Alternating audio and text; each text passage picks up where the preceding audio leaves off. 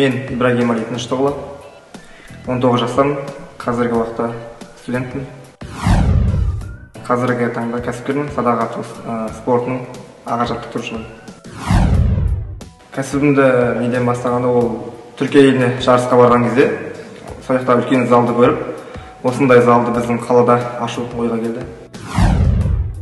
Өзімнің осы спортты ұнағандықтан, осы спортты мен кәсіп ретінде алып жүріп, айналысқым келді. Садақ ату алғашқы қадам ол 2019 жылдың күз айында.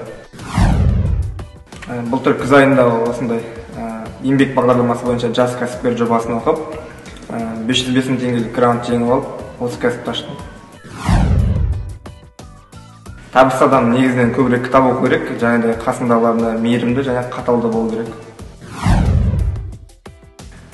Ой салған қанатты сөз, ол өзімнің анамның сөзі, ешқашан берілме, жұмысын жасай берді.